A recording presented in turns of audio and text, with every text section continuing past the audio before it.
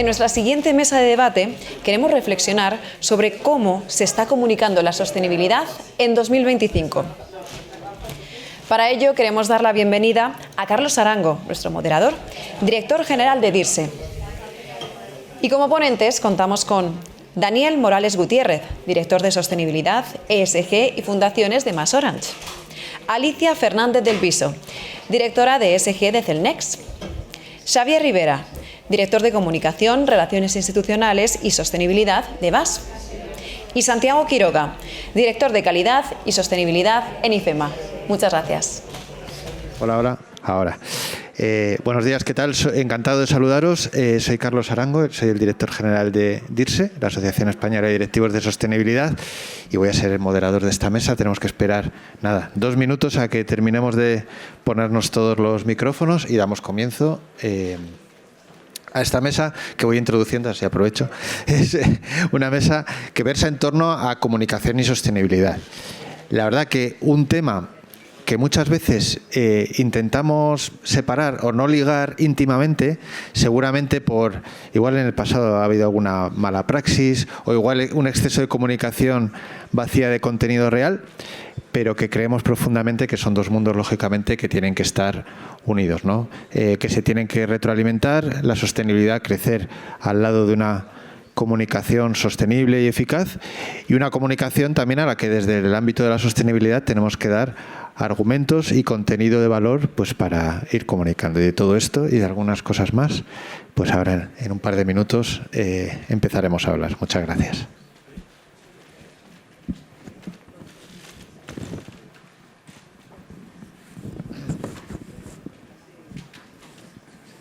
Ya si no estoy tan solo, ¿no? Sí.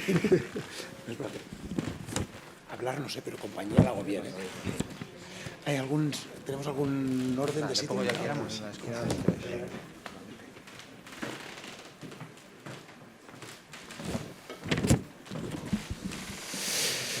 Nos falta Alicia solo y ya comenzamos.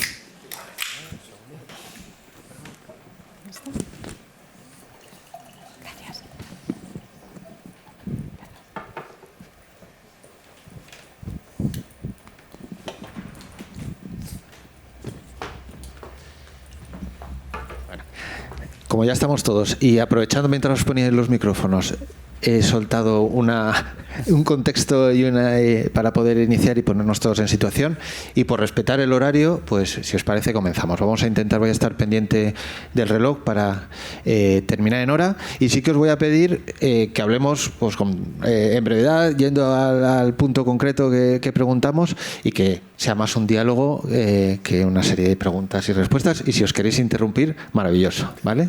Así que empezamos. Claro, preparando esta mesa, lógicamente, pues hemos pensado diversos temas, ¿no?, que unen la comunicación y la sostenibilidad. Y creedme que me he planteado estar en esta mesa sin pronunciar la palabra greenwashing, y ha sido imposible. Entonces, si os parece, lo que voy a hacer es en la pregunta inicial que vaya sobre greenwashing, y ya después pasamos a los otros temas y nos la quitamos de medio, si os parece, ¿vale? Y voy a preguntarte a ti, si te parece, Daniel, empezamos contigo primero, porque además no solo te voy a preguntar de greenwashing, ¿no?, sino en todo este reto de la comunicación y para hacerla eficaz, etcétera, hay otros datos, ¿no? Hay otros retos, perdón, como quizá un exceso de datos, de detalle, etcétera. No sé. En este contexto, que además estamos en un contexto de mucha saturación comunicativa e informativa, tenemos que ser en las organizaciones capaces de comunicar nuestro impacto. Pero surgen estos retos como el greenwashing, el exceso de datos, etcétera. ¿Cómo lo gestionáis desde MasOrange? Gracias, Carlos. Y gracias a Mercados por este congreso tan interesante. Creo que en tu pregunta también va implícita ya un poco la respuesta, ¿no? Por un lado, hay un mogollón de datos, CSRD nos obliga, pero yo no puedo ir al mercado, al público en general diciendo he cumplido con CSRD. Eso no sirve de mucho, porque todo el mundo tiene que cumplir con la legislación, ¿no? Y tampoco te puedes ir al otro extremo, ¿no?, de hablar demasiado de cosas que no tienes demostradas. Por lo tanto, calidad del dato, y luego tener una estrategia muy clara y muy concisa de lo que quieres contar, ¿no?, para así poder diferenciarte de la competencia. Muchas gracias. Xavier, te voy a hacer la misma pregunta, de un sector diferente. Sí, pero mira, en mi sector alguien que está jubilado, que se dedicó muchos años a la comunicación de una compañía química, me dijo, mira, hemos pasado por las 3 Ds. La primera D, en los años 70, 80, era don't speak. No hables, escucha, tú, fábrica para adentro, trabaja, ganar dinero y ya está. Después, cuando vio que aquello no tal, saltó a la segunda D, que era el data. Vamos a inundar de datos y si pueden ser un poquito inteligibles, mejor, y da mucho dato, que no sea que no damos dato. Cuando al final se dieron cuenta que la D que merecía la pena era la de diálogo, la de diálogo, ¿no? Es este diálogo que tenemos con los grupos de interés, evidentemente basado en datos transparentes y fácilmente comprobables, ¿no? Para evitar precisamente cualquier riesgo de greenwashing. Yo creo que lo que trata es de normalizar un diálogo transparente y sincero. Hay un punto clave, que es que no le puedes contar lo mismo a un accionista que a los periodistas, que al público en general, que a tus clientes, que a tus empleados. Por lo tanto, sin tergiversar lo que cuentas, pero sí dirigirlo y dar el lenguaje adecuado. Ella es siguiente porque al final hablamos la importancia de la escucha. Claro. No sé si salto de tema, pero para tener un diálogo con un grupo de interés, la escucha es clave para entender qué expectativas tienes sobre tu organización. Sí, yo creo que hay un paso anterior, que es determinar con sinceridad cuáles son tus grupos de interés. Sí. Claro. Es decir, primero determinar cuáles son tus grupos de interés, luego en una escucha sincera trabajar y elaborar una metodología para poder saber cuáles son sus necesidades y expectativas reales, no lo que tú quieres que necesiten y que esperen. Y a partir de ahí entras en la cadena del compromiso, porque obviamente en el momento que te interesan por sus necesidades y expectativas no te queda más que intentar afrontarlas y dar respuesta, ¿no? Pero yo estoy totalmente de acuerdo, es un tema que al final va de sinceridad y de compromiso, fundamentalmente, y de transparencia. Me quedo contigo, Sam. Para seguir con el tema solo apuntar una cosa en el tema de la escucha, es decir, es sincera. Una vez me dijeron que son las 3 A's, ¿no? De atención, de actitud y, perdónate, parezco el abecedario hoy, de atención, actitud y ajuste. La clave es el ajuste. La clave es que como organización, después de escuchar al stakeholder, cambiamos algo. Porque si solo escucho y te sigo contando mi cuento, pero yo no cambio nada. Pero yo, mira, añadiría una actuación, porque no solo tienes que cambiar algo, tienes que cambiarlo y contarles que lo has cambiado, porque si no, no te sirve de nada, porque a nosotros nos ha pasado mucho tener diálogos pues, con clientes o inversores y recoger sus preocupaciones, cambiar algo, y es muy importante hacer el diálogo de vuelta y decirles, fíjate lo que he cambiado por esta conversación que tuve contigo, y yo creo que eso es lo que aporta muchísimo valor y donde realmente el interpelado se siente escuchado, ¿no? Al final. Sí. Decía Picasso que lo de copiar es de sabios. Me voy a quedar para mesas redondas, etcétera, con lo de las 3 Ds y las, no sé, al final si han sido 3 o 4 o 5 As. Pero que versionas, no que copias, queda mucho mejor. Bueno, pues daré mi propia versión. Pero yo creo que al final, oye, tener conceptos claros siempre nos ayuda a quedarnos con el mensaje. En estas mesas redondas, y estamos hablando, están surgiendo muchos conceptos, ¿no? Y que además nos ayudan a reflexionar, un poco también más teóricos, más de cómo trabajamos estos conceptos estratégicamente. Pero a mí siempre me gusta remitirme a ejemplos concretos, ¿no? Y te miro a ti, Alicia, porque estudiando vuestra compañía y vuestros mensajes, habláis mucho de resiliencia energética. Sí. ¿Vale? ¿Cómo vamos desde un concepto más general? No es abstracto, pero permíteme que diga abstracto. ¿Cómo bajáis esto al tema de la comunicación íntimamente relacionada con la sostenibilidad? ¿Cómo esto que acabas de explicar tú antes, con una de esas As, o que han comentado los otros compañeros de mesa, cómo lo ejecutáis de forma práctica? Para que te centres, por ejemplo, en un ejemplo que me parece muy reseñable. Sí, el tema de, por ejemplo, un ejemplo muy concreto. Resiliencia energética es un concepto que igual lo dices y la mayor parte de la gente no sabe de qué estás hablando. Pero os voy a poner un ejemplo muy claro y lo vais a entender. El día del apagón, no se podía hacer casi nada. La radio, la televisión sí funcionaban, los bomberos, los policías sí se podían comunicar entre ellos. ¿Por qué? Pues porque había una resiliencia energética detrás de las infraestructuras que permitían estas comunicaciones. Y casualmente ahí Cellnex tenía un papel muy relevante. Entonces, contar esto es de cara a la ciudadanía, así sí que es mucho más fácil de entender que no decir que Cellnex está trabajando en la resiliencia energética, que no lo entiende nadie, ¿no? ¿En qué estamos trabajando? Pues en que cuando pasa lo inesperado, estar preparados para poder mantener servicios que son críticos, como son las comunicaciones en estas circunstancias, y que la gente pudiera tener información y estar más tranquila. Y esto al final no se improvisa, al final esto es fruto de trabajo y de inversión, porque la sostenibilidad no se puede improvisar. Entonces, claro, contar esto a la ciudadanía se hace de una manera, a través de unos medios de comunicación determinados, a través de notas de prensa, un poco para que se entienda cómo en tu día a día, lo que se ha mencionado mucho en el Congreso de hoy, ¿no? Cómo las empresas en el día a día mejoramos la vida de las personas. Pero, sin embargo, a un accionista en inversor se lo voy a contar de una manera totalmente diferente, y a un cliente nada que ver, ¿no? Y mira Orange que trabaja con nosotros, ¿no? Ahí vamos a hablar más de baterías, cómo trabajamos conjuntamente, cómo colaboramos, cómo sacamos beneficio los dos, y sin embargo a un inversor le voy a decir, oye, estoy haciendo una inversión que va a tener un retorno, me estoy protegiendo ante un riesgo. Es muy diferente la comunicación. Algo que vuelve a lo que decíamos al inicio, cuáles son las necesidades y las expectativas de cada uno. O sea, el accionista espera una cosa, el cliente espera otra totalmente diferente. Claro, así es. Y lo bueno es, bueno, antes a veces nos quedamos en la comunicación. La comunicación yo creo que nunca debe ser un fin, debe ser un medio. Y a veces en la sostenibilidad se maneja como si fuese un fin, peligrosamente, ¿no? Entonces, cuando decimos hay que contarles de acuerdo con sus necesidades, no. Uniéndome a lo que dijiste antes de la actuación, hay que conseguir responder a sus necesidades, luego ya lo contaremos. Exacto, sí, con hechos sobre todo, con hechos y con datos de calidad. Sí. Y luego esa comunicación, evidentemente, en función del grupo de interés al que te diriges, tienes que matizarla, pero si va al público general, tiene que ser diferenciadora. Es decir, yo no puedo contar lo mismo que está contando mi competencia, porque si no, probablemente quede diluido en muchos mensajes, ¿no? La respuesta más común cuando haces focus group con los grupos de interés es que no sabía que hacíais esto, no sabía que teníais este proyecto, ¿no? Es porque es muy difícil destacar ante todo el ruido que existe de comunicación, ¿no? Y estamos continuamente pensando en soluciones innovadoras que respeten, por supuesto, el rigor que hemos dicho antes de lo que cuentas, ¿no? De que sea verdad, pero que sea a la vez innovadora, que llegue con nuevos canales. Es difícil. Pero yo creo que está bien la singularidad en la comunicación, pero creo que también te aporta mucho valor cuando comunicas como sector lo que estás haciendo. Esto tiene mucho poder. Y a mí me gusta mucho esto de cuando sectorialmente dices, por ejemplo, en el sector de las telecomunicaciones, oye, ¿cómo contribuye? Yo creo que esto tiene muchísimo valor. Entiendo que hay que explorar las dos vidas.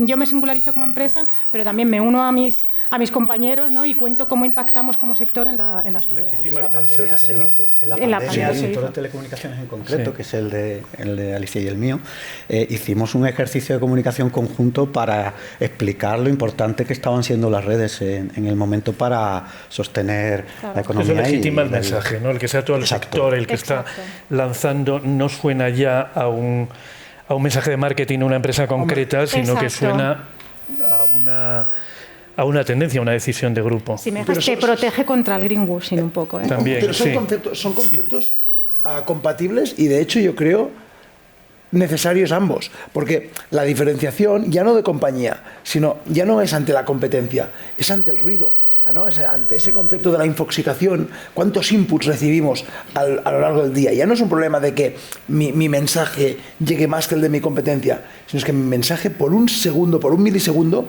llame la atención, ¿no? Es a lo que se dedica, a lo que os dedicáis vosotros, a conseguir captar la atención de una persona. Entonces yo creo que esto es compatible con la generación de alianzas que trascienden el propio interés comercial. Y esto también es en los hechos, ya no solo en la comunicación. Yo creo que la alianza tiene que empezar en la alianza de proyecto, de objetivo, y después, por ende, en la alianza comunicativa para trasladar ese mensaje al público. Es maravilloso porque me vais poniendo todos los puntos del guión que tenía pensado. Entonces, vamos a quedarnos con el tema de las alianzas, ya que lo has lanzado, y luego otro tema que creo que todavía no hemos cubierto y que me parece muy interesante.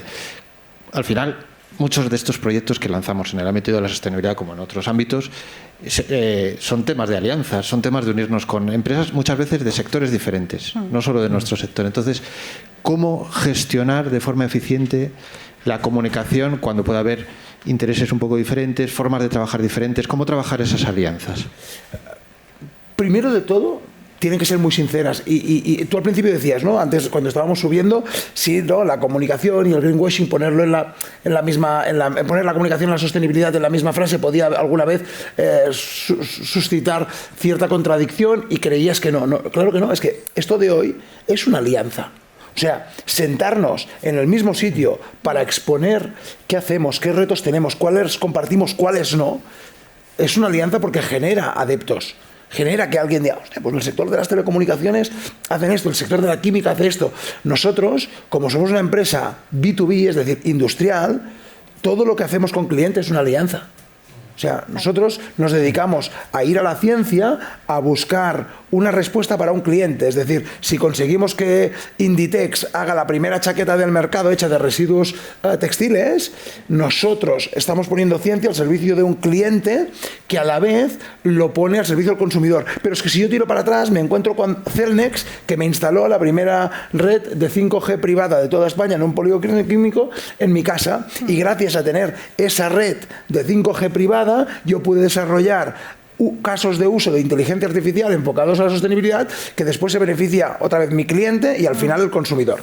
Pues esto es una alianza, pero es muy natural. Seguro que si miramos todos, y yo creo que las alianzas al final nos multiplican públicos, nos multiplican audiencias, nos multiplican generación de éxito. Por lo tanto, yo creo que es tratarlas con mucha naturalidad. Muchas gracias. También la complementariedad, ¿no?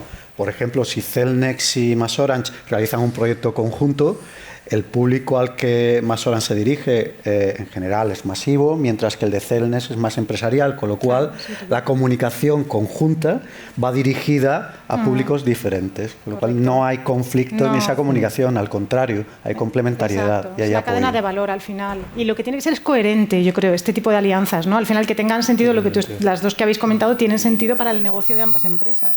Es lo suyo. Muchas gracias. Voy a ir un paso atrás, porque estábamos hablando antes de las características que debe tener la comunicación y nos hemos centrado, que está muy bien, y han surgido muchos temas interesantes, en el contenido, en qué comunicamos, en adaptarnos a lo que quiere o lo que necesitan oír nuestros stakeholders, etcétera, pero no hemos hablado tanto en la forma de comunicar. Y la sostenibilidad es un reto, según mi punto de vista, ¿no? Porque, y además antes hemos hablado, nos enfrentamos a muchos datos, al reto de la trazabilidad de esos datos, pero a su vez, en el tema de la sostenibilidad tenemos que comunicar también impacto. Y tenemos que comunicar proyectos muy cercanos que transforman vidas de personas, por ejemplo.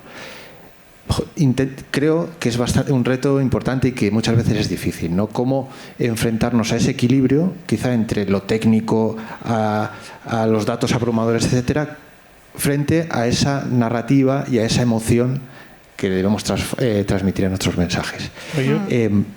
¿Cómo lo veis vosotros? ¿Cómo lo trabajáis? ¿Cómo es vuestra experiencia? El pensamiento, comprendo que no va a sonar muy bien, pero creo que hay que eliminar el pensamiento en la emoción. Es decir, vamos a ver, se ha creado un relato que gracias a Dios en estos momentos, gracias a los datos, está desapareciendo alrededor de la palabra sostenibilidad.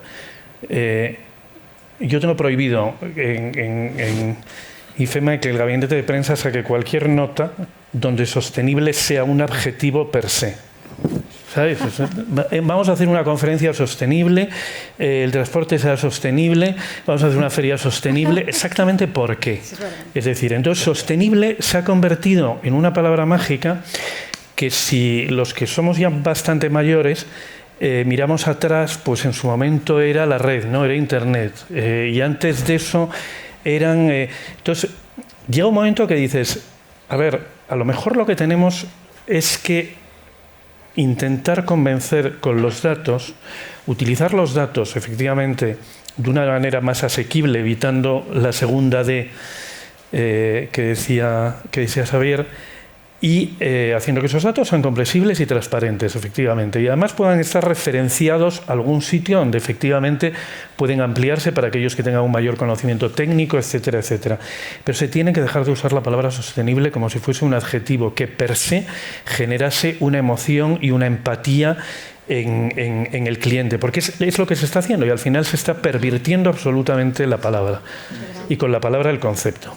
Entonces, eso de intentar conseguir una emoción, porque vamos a llegar y decirles, oye, es que lo que estás haciendo es sostenible. Tú estás viniendo a esta feria, estás por vía SQR viendo lo que has generado de huella de carbono y te vas de aquí convencido de que eres mejor persona. ¿Y qué tal? Pues no eres mejor persona, eres igual que cuando llegaste, has producido la misma huella de carbono y punto. O sea, yo estoy parcialmente de acuerdo, Santiago, porque es verdad que si se utiliza a lo mejor lo he excedido un poco continuamente para cualquier cosa, pues no es correcto, pero sí que tienes que utilizar la sensibilidad y la emoción y la empatía para dirigirte al público en general. Es que si no es imposible o es muy difícil que te reconozcan. ¿Pero no creéis que eso ya está ganado ahora? O sea, que con todo lo que ha hecho, la gente entiende que la sostenibilidad ya está considerada en un ámbito positivo. Ya luego, a partir de ahí, efectivamente, pero que esa parte emocional... Sí. La parte emocional forma parte de la comunicación, sobre todo en el ámbito publicitario, ¿no? Entonces, al final está ligado, sin caer, insisto, en contar cosas que no sean ciertas, pero sí contar historias, ¿no? La comunicación que vemos voy a hablar de un anuncio, por ejemplo, de la competencia. Telefónica ha lanzado un anuncio muy bonito sobre informar cuando llegas a casa, ¿no? Después de un viaje, ¿no? Sí, es verdad. Ese apela directamente a la emoción, ¿no? Nosotros hemos lanzado otro relacionado con cómo te sientes a la hora de enfrentarte a un reto digital que no sabes resolver, ¿no? Que hace referencia, apela a la emoción de quien tiene que aprender a usar las competencias básicas digitales, ¿no?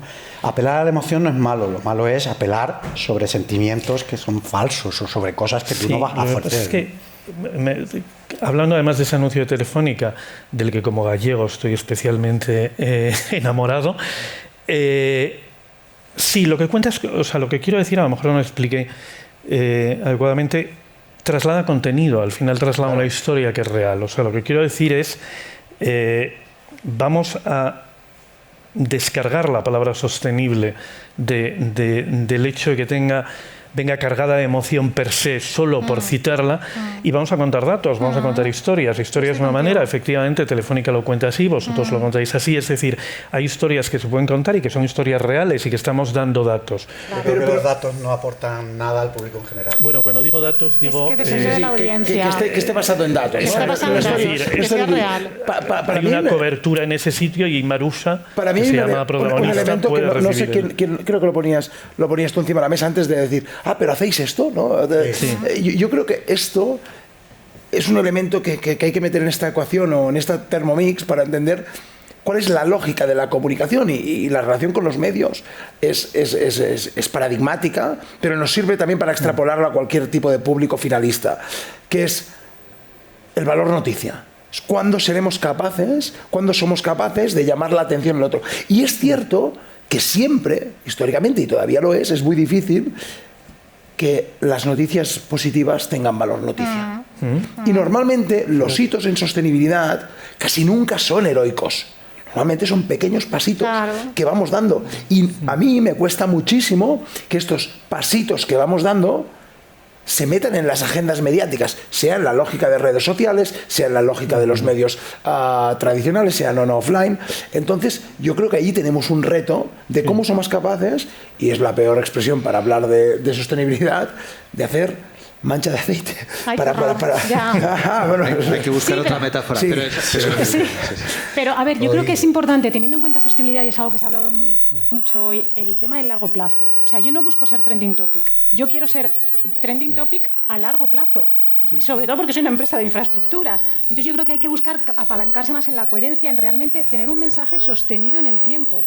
Y esto, es verdad, yo creo que la emoción tienes que usarla, porque si depende a qué público, la gente lo va a entender, pero siempre detrás del dato y que sea muy consistente en el tiempo y con base real. Y eso, además, normalmente en las empresas a veces pecamos de cambiar de proyectos o cambiar un poco de...